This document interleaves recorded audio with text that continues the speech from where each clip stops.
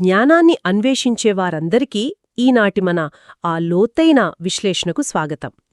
ఈరోజు మనం ఒక అద్భుతమైన జ్ఞాన ప్రయాణం చేయబోతున్నాము. అవును, ఖచ్చితంగా. అందరికీ నమస్కారం. ఇది నిజంగా మన ఆలోచన విధానాన్ని మార్చే ఒక సమగ్ర పరిశీలన అని చెప్పొచ్చు. కరెక్ట్. ఈరోజు మన దగ్గర ఒక విశేషమైన మూల సమాచారం ఉంది. అది 2001 ఫిబ్రవరి 4న మధువనంలో అవ్యక్త బాబ్దాదా ద్వారా వచ్చిన ఒక ఆధ్యాత్మిక పత్రం. దీని పేరేంటంటే స్వరాజ్య అధికారం మరియు శక్తి యొక్క శక్తి. చాలా పవర్ఫుల్ టైటిల్ కదా. అవును, చాలా పవర్ఫుల్. ఈనాటి మన మిషన్ కూడా చాలా స్పష్టంగా ఉంది. అదేంటంటే అసలు స్వరాజ్యం అంటే ఏంటి, మనపై మనం అధికారం సాధించడం అంటే ఏంటి, మన లోపలి మనస్సు ఇంద్రియాలపై పట్టు సాధించి భవిష్యత్తులో వచ్చే ఆ విపత్కర పరిస్థితులని ఎలా ఎదుర్కోవచ్చు అనేది విశ్లేషించడం. సరే, దీని కాస్త విడమర్చి చూద్దాం. ఈ పత్రం చూస్తుంటే ఇది కేవలం ఒక ప్రవచనంలా లేదు. అవును, ఒక మాన్యువల్ లాగా ఉంది. ఎగ్జాక్ట్లీ. మన అంతర్గత ప్రపంచాన్ని ఒక క్రమపద్ధతిలో ఉంచుకోవాలో నేర్పే ఒక ప్రాక్టికల్ ఫ్రేమ్వర్క్లా అనిపిస్తోంది.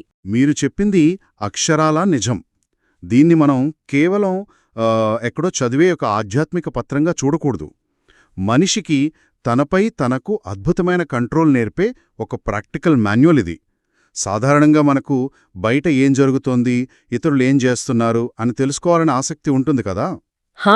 ఎప్పుడూ బయటి ప్రపంచం మీదే ఫోకస్ ఉంటుంది. కరెక్ట్.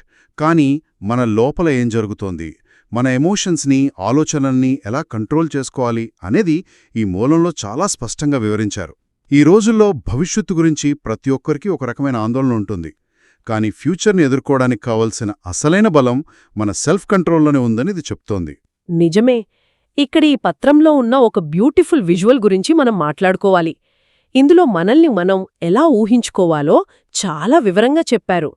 ఆ తలపై పవిత్రత ప్రకాశపు కిరీటం ఉన్నట్లు, నుదుటిపై స్వరాజ్య అధికారపు స్మృతి అనే తిలకం ఉన్నట్లు ఊహించుకోవాలట.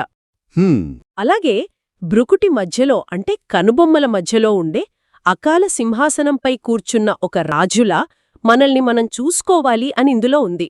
ఈ విజువల్ ఊహించుకుంటేనే ఒక విధమైన స్థిరత్వం, హుందాతనం వస్తుందనిపిస్తోంది. ఇది కేవలమేదో ఊహాజనితం కాదు, ఒక మెంటల్ గ్రౌండింగ్ టెక్నిక్ లాగా ఉంది. What is fascinating here is, అంటే ఇక్కడ అత్యంత ఆకర్షణీయమైన విషయం ఏంటంటే, స్వరాజ్య అధికారం అంటే కేవలం నేనొక ఆత్మను అని ఊరికి ఆలోచించడం కాదు. అంటే జపించడం లాంటిది కాదంటారా? ఖచ్చితంగా కాదు. అదొక యాక్టివ్ స్టేట్. మన కర్మేంద్రియాలను, అంటే మన కళ్ళు, చెవులు లాంటి శారీరక అవయవాలను, అలాగే లోపల ఉండే మనస్సు, బుద్ధి మరి మనలోని ఆ సంస్కారాలను, అంటే పాత అలవాట్లను ఒక రాజులాగా ఎలా శాసించాలి అనేది ఇక్కడ పాయింట్. ఒక రాజులాగా శాసించడమంటే? అంటే ఒక రాజ్యంలో పనిచేసేవాళ్లు రాజు ఆర్డర్ని ఎలా పాటిస్తారో, అలాగే మన కర్మేంద్రియాలు, మనస్సు, బుద్ధి కూడా మన కమాండ్లో ఉండాలి. అదే నిజమైన స్వరాజ్యం. ఇక్కడ రాజు అంటే ఏదో నియంత అని కాదు, ఒక బాధ్యతగల పాలకుడు అని అర్థం. ఇది వినడానికి చాలా బాగుంది. కానీ ఇక్కడే ఒక ప్రాక్టికల్ డౌట్ వస్తుంది. మనందరం రోజువారీ జీవితంలో నా మనసు బాలేదు అనో, నా బుద్ధి పనిచేయట్లేదు అనో అంటుంటాం కదా. చాలా కామన్గా వాడే మాటలివి. అవును. మరి ఇది నా పాత అలవాటు, నేను మార్చుకోలేను అని కూడా అంటాం. కాని నాది అని మనం దేన్నైతే అంటున్నామో దానిపై నేను అనే మనకు నిజంగా కంట్రోల్ ఉందా? ఉదాహరణకు, ఒక వ్యక్తి కోపం తెచ్చుకోకూడదని గట్టిగా డిసైడ్ అవుతాడు. కానీ చిన్న ఇష్యూ రాగానే ఆ మనస్సు వినకుండా వెంటనే చిరాకు పడుతోంది, ఆవేశపడుతుంది. అలాంటప్పుడు అసలు బాస్ ఎవరు? నేను ఆర్డర్ వేస్తున్నానా, లేక నా మనసే నన్ను కంట్రోల్ చేస్తోందా? ఈ మూలంలో కూడా ఇదే ప్రశ్నను చాలా సూటిగా అడిగారు. అవును, ఇక్కడే ఒక ముఖ్యమైన సైకలాజికల్ పాయింట్ మనం క్యాచ్ చేయాలి. ఈ పత్రంలో దీని గురించి వివరిస్తూ లా అండ్ ఆర్డర్కు మరియు లవ్ అండ్ లాకు మధ్య ఉన్న తేడాను చెప్పారు. లా అండ్ ఆర్డర్ అంటే కఠినంగా ఉండటం కదా. అవును, మన మనసును బలవంతంగా ఒక నియంతలాగా అణచివేసి కంట్రోల్ చేయాలనుకోవడం లా అండ్ ఆర్డర్. ఉదాహరణకు, ఇకపై ఫోన్ అస్సలు చూడకూడదు అని బలవంతంగా ఫోన్ దాచేశామనుకోండి, మనసు దానంతట అదే రిబల్ అవుతుంది, ఇంకా ఎక్కువ చూడాలనిపిస్తుంది. ఎగ్జాక్ట్లీ. ఎందుకంటే అక్కడ బలవంతముంది. కాని ఈ పత్రం వివరిస్తున్న విధానం అది కాదు. లవ్ అండ్ లా అంటే ప్రేమ మరియు నియమం ద్వారా వాటిని దారిలోకి తెచ్చుకోవాలి. అంటే మన ఇన్నర్ ఎనర్జీస్ని ఒక క్రమశిక్షణతో పాటు ప్రేమగా అర్థం చేసుకునే తత్వంతో డీల్ చేయాలన్నమాట. కరెక్ట్. ఒక చిన్నపిల్లాడికి ఎలాగైతే ప్రేమగా చెబుతూనే లిమిట్స్ వివరిస్తామో మన మనసును కూడా అలాగే డీల్ చేయాలి. అప్పుడే ఇంద్రియాలు చెప్పిన మాట వింటాయి. వావ్! ఇక ఇక్కడే అసలు ఆసక్తికరమైన విషయం దాగి ఉంది. ఈ సోల్స్లో సమయపు పిలుపు గురించి చాలా సీరియస్గా ప్రస్తావించారు. భవిష్యత్తులో రాబోయే విపత్తులు, ఆ భూకంపాలు సంభవించడం లాంటి వాటిని ఒక రిహర్సల్గా అభివర్ణించారు. అంటే ఆ టైంలో ప్రజల్లో ఉండే భయం, ఆందోళన ఎలా ఉంటాయో చెప్పారు. మనం సాధారణంగా ఒక తుఫాను లాంటిదొస్తుందంటే వెంటనే టెంక్లు, నీళ్లు, ఫస్ట్ ఎయిడ్ కిట్స్ లాంటివి రెడీ చేసుకుంటాం కదా. ఈ విపత్కర సమయాల కోసం కూడా మనం ముందుగానే ఒక ఆధ్యాత్మిక ఎమర్జెన్సీ కిట్ను సిద్ధం చేసుకోవాలి అని ఇందులో ఉంది. If we connect this to the bigger picture, దీన్ని విశాల దృక్పథంతో చూస్తే భౌతికమైన సాధనాలు ఎంత ముఖ్యమో మానసిక సాధనాలు కూడా అంతే ముఖ్యం. ఆ విపత్కర సమయాల కోసం సర్వశక్తులు, యోగబలం మరియు స్నేహం అనే అయస్కాంతం ఎప్పుడూ రెడీగా ఉంచుకోవాలి. స్నేహం అనే అయస్కాంతం, బ్యూటిఫుల్ ఫ్రేజ్. అవును, దీన్నే వాళ్ళు ఎవర్ రెడీగా ఉంటాం అన్నారు.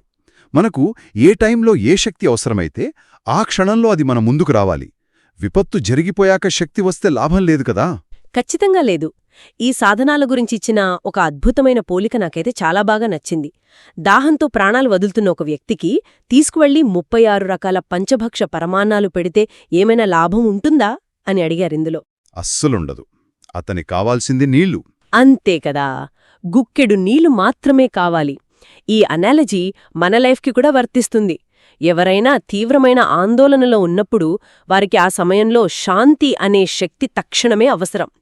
అప్పుడు మనం వాళ్ళకి వేరేదో ఉపదేశమిస్తే వాళ్ళు శాంతించరు. మన దగ్గర ఆ శాంతి తక్షణమే ఇచ్చేంత స్థాయిలో ఎవరెడ్డిగా ఉండాలి. చాలా వ్యాలిడ్ పాయింట్. దీనికి కంటిన్యూయేషన్గా నిర్ణయ శక్తి గురించి కూడా చెప్పారు. మనం నిర్ణయ శక్తిని ఆర్డర్ చేయగానే అది ఒక అరక్షణంలోపే జీ హాజర్ అంటే నేను సిద్ధం అని రెస్పాండ్ అవ్వాలి. అరక్షణంలోనే రావాలా? అవును. ప్రాక్టికల్గా ఆలోచిస్తే ఇప్పుడు మనకు చిన్న టెన్షన్ వస్తే మళ్ళీ నార్మల్ అవ్వడానికి గంటలు పడుతుంది. మనలో శాంతిని బయటకు తీసుకురావడానికే మనకంత టైం పడితే ఇక ఎమర్జెన్సీలో ఇతరులకు ఆ శక్తిని ఎలా ఇస్తాం? అందుకే మన పవర్స్ మన కమాండ్లో ఎంత త్వరగా పనిచేస్తాయనేది ఇక్కడ కీ పాయింట్. ఈ శక్తుల గురించి మాట్లాడుతూ ఉంటే ఆ మూలంలో ఉన్న మరో పాయింట్ గుర్తొస్తుంది. So what does this all mean? అసలు దేవతలను 4, 6, 8 లేదా 16 చేతులతో ఎందుకు చూపిస్తారో ఇందులో ఎక్స్ప్లెయిన్ చేశారు. సాధారణంగా 2 చేతులే ఉంటాయి, కానీ ఇన్ని చేతులుండటం వెనుక అర్థమేంటి అని. ఆ ఆకారం వెనుకున్నది భౌతికమైన చేతులు కాదు. ఆ భుజాలు భగవంతుడు నుండి పొందిన సర్వశక్తులకు ప్రతీకలు. అష్టభుజాలు అంటే 8 రకాల శక్తులు. సహించే శక్తి, ఇమిడ్చుకునే శక్తి, ఎదుర్కొనే శక్తి ఇలాంటివన్నమాట. అంటే ఆ శక్తులను చేతులుగా సింబాలిక్గా చూపించారన్నమాట. అవును. అయితే పత్రంలో ఇచ్చిన సూచన ఏంటంటే ఈ శక్తులు ఎప్పుడో విపత్తు వచ్చినప్పుడు మాత్రమే వస్తాయిలే అని కూర్చోకూడదు. వాటిని రోజూ ఇంట్లో, ఆఫీస్లో ప్రాక్టీస్ చేయాలి. రోజూ ఎలా ప్రాక్టీస్ చేయొచ్చు అంటారు? ఉదాహరణకు, ఒక కోపంగా ఉన్న వ్యక్తితో మాట్లాడుతున్నప్పుడు సహించే శక్తిని వాడాలి. ఒక అనుకోని మార్పు వచ్చినప్పుడు ఇమిడ్చుకునే శక్తిని వాడాలి. ఇక్కడింకో గొప్ప మాట ఉంది. ప్రపంచంపై దయ చూపించే ముందు మనపై మనం దయ చూపించుకోవాలి అని. అంటే ముందు మనల్ని మనం సెట్ చేసుకోవాలి. ఎగ్జాక్ట్లీ. మన ఇన్నర్ సిస్టమ్ను మనం సరిదిద్దుకుంటేనే ఆ శక్తులు సరైన సమయానికి ఎమర్జ్ అవుతాయి. వావ్! మనపై మనం దయ చూపించుకోకపోతే ఇతరులకు ఏమీ ఇవ్వలేము కదా. ఇక భయం విషయానికొస్తే ఇందులో చెప్పినవి చాలా ఆలోచింపజేసేలా ఉన్నాయి. రాబోయే కాలం గురించి ఒక మాట చెప్పారు. 6 నెలల ముందు గంట మోగుతుంది, తర్వాత పెద్ద ఢంక మోగుతుంది అని. ఇలాంటివి విన్నప్పుడు ఫ్యూచర్ పట్ల భయం రావడం న్యాచురల్. అవును, భయం కలుగుతుంది. ఈ పత్రం కూడా భయాన్ని అన్నింటికంటే అతిపెద్ద భూతమని వర్ణించింది. ఇతర నెగటివ్ ఎమోషన్స్ సులభంగానే పోతాయేమో కాని ఈ భయమనే భూతం అంత తేలికగా వదలదు అని చెప్పారు. మరి దీనికి ఏకైక పరిష్కారంగా ఏం సూచించారో మీరు వివరిస్తారా? This raises a very important question. భయం అసలు ఎందుకు కలుగుతుంది అని చూస్తే దీన్ని పారద్రోలడానికి ఏకైక మార్గం సదా స్వచ్ఛమైన మనస్సు, సత్యమైన మనస్సు కలిగి ఉండటమే అని మూలంలో ఉంది. సత్యమైన మనసుంటే భయం పోతుందా? ఖచ్చితంగా. ఎప్పుడైతే మనసులో ఎలాంటి దాపరికాలు లేకుండా స్వచ్ఛంగా ఉంటుందో అప్పుడు భయం రాదు. సైకలాజికల్గా చూస్తే మనం ఏదైనా నిజాన్ని దాచిపెట్టినప్పుడే అది బయటపడుతుందేమో అన్న ఆందోళన భయంగా మారుతుంది కదా. లోగల పారదర్శకంగా ఉన్నప్పుడు ఆ భూతం దరిచేరదు. చాలా సింపుల్ అండ్ పవర్ఫుల్ కదా. సత్యంగా ఉండటమే బెస్ట్ యాంటీవైరస్ అనొచ్చు. అవునవును. ఇక సేవ చేయటం గురించి కూడా ఒక కొత్త యాంగిల్ చెప్పారిందులో. విపత్తులు వచ్చినప్పుడు బాధితులకు భౌతికంగా నీరు, టెంట్ లాంటివిస్తే ఉపశమనం కలుగుతుంది. కాని ఇక్కడ ఫరిష్తా అంటే దేవదూతలాంటి సూక్ష్మ రూపం గురించి చెప్పారు. సూక్ష్మ శరీరంతో సేవ చేయడం గురించి. అవును, మన సూక్ష్మ శరీరంతో వెళ్లి బాధిత ఆత్మలకు శాంతిని, సంతోషాన్ని ఒక సకాష్లాగా ఇవ్వడం. ఇక్కడ సకాష్ అంటే ఒక పవర్ఫుల్ వైబ్రేషన్ అనుకోవచ్చు. మనం ఒక గదిలోకి వెళ్లగానే అక్కడ వాతావరణాన్ని బట్టి మనకు టెన్షన్ లేదా ప్రశాంతత ఫీల్ అవుతాం కదా, అదనమాట. అదృశ్య రూపంలో మన ఆలోచనల ద్వారా ఉపశమనం కలిగించడమనేది నిజంగా డిఫరెంట్ అప్రోచ్. దీనివల్ల వచ్చే డబుల్ లాభం గురించి ఇక్కడ తెలుసుకోవాలి. ఆ విపత్కర పరిస్థితుల్లో సేవ చేసినప్పుడు ఒకవైపు వారి నుండి వచ్చే ఆశీర్వాదాలు మనకు సంతోషాన్నిస్తాయి, మరొకవైపు ఆ సేవ భవిష్యత్తు కోసం ఒక పుణ్య ఖాతాగా జమ అవుతుంది. డబుల్ ప్రాఫిట్ అన్నమాట. అవును, ఎప్పటికైనా అది తిరిగి మనకే రెట్టింపు లాభాన్నిస్తుంది. ఈ సేవలో పాల్గొన్నవారి గురించి ఒక ఆసక్తికరమైన డేటా కూడా ఉంది మూలంలో. విదేశాల నుండి ఏకంగా 700 మంది ఈ కార్యంలో భాగం కావడానికొచ్చారట. అలాగే మహారాష్ట్ర, ఆంధ్రప్రదేశ్ నుండి సుమారు 4000 మంది సేవ కోసం వచ్చారు. ఇంకొక విశేషమేంటంటే తమ జీవితాన్ని అంకితం చేసి ఆల్మైటీ గవర్నమెంటు అంటే సర్వశక్తివంతుని ప్రభుత్వంలో పక్కాగా స్టాంప్ వేయించుకున్న 100 మంది కుమారీల ప్రస్తావన కూడా ఉంది. వావ్! ఇంతమంది ముందుకు రావడం చూస్తుంటే ఈ నాలెడ్జ్కి ఉన్న ప్రాక్టికల్ ఇంపాక్ట్ అర్థమవుతోంది. ఈ సంఖ్యలు కేవలం నంబర్స్ కావు, ఆ అంకితభావానికి నిదర్శనాలు. పత్రం ముగింపులో కూడా దీన్నే హైలైట్ చేశారు. మన కర్మేంద్రియాలు, మనస్సులపై స్వరాజ్యం సాధించడం ద్వారా మాత్రమే మనం ఎవర్రెడీగా ఉండగలమని. స్వరాజ్యాధికారిగా ఆ సింహాసనంపై నుండి కిందకు దిగకుండా ప్రేమ మరియు నియమం ద్వారా పరిపాలించుకోవాలి అని. మొత్తంగా చూస్తే మనపై మనం పట్టు సాధించడం అనేది ఒక్క రోజులో అయిపోయేది కాదు. ప్రతి క్షణం అలర్ట్గా ఉండాల్సిన విషయం. విపత్తు సమయంలో కావలసిన సాధనాలు బయటలేవు, మన లోపలే ఉన్నాయి. అవును, ఇదొక ప్రాక్టికల్ రోడ్ మ్యాప్ లాగా పనిచేస్తుంది మనకు. రైట్. ఈనాటి మన ఈ సమగ్ర పరిశీలనను ముగించే ముందు ఈ మూలం ఆధారంగా ఒక ఆలోచింపజేసే కోణాన్ని ముందుంచాలనుకుంటున్నాము. మూలగ్రంథం చివర్లో ఒక డ్రిల్ చెప్పారు. కళ్ళు మూసుకుని ఒక్క క్షణంలో విపత్తు జరిగిన ప్రాంతాలకు మనస్సు ద్వారా అంటే వైబ్రేషన్స్ ద్వారా వెళ్లి శాంతిని పంచడం గురించి అందులో ఉంది. దీని గురించి మనం లోతుగా ఆలోచిస్తే ఒక అద్భుతమైన పాయింట్ స్ట్రైక్ అవుతుంది. మన ఏకాగ్రమైన ఆలోచనలకు అంత దూరం ప్రయాణించి బాధిత హృదయాలకు ఉపశమనం కలిగించేంత అపారమైన శక్తి ఉంటే మరి మన డైలీ లైఫ్లో మనం చేసే చిన్న చిన్న ప్రతికూల ఆలోచనల పరిస్థితి ఏంటి? అంటే నెగటివ్ ఆలోచనల ప్రభావం అంటారా? ఖచ్చితంగా. మనం రోజూ పడే ఆందోళనలు, ఇతరుల మీద చూపించే కోపం మన చుట్టుపక్కల ఉన్న వారిపై ఇంకెంత బలమైన ప్రభావాన్ని చూపుతాయి. మన ఇంట్లో, మన కుటుంబ సభ్యులపై, ఆఫీసులో సహోద్యోగులపై ఈ నెగటివ్ ఆలోచనలు ఎలాంటి అదృశ్య ప్రభావాన్ని చూపుతున్నాయో కదా. ఇవి నిజంగా మైండ్ బ్లోయింగ్ క్వశ్చన్.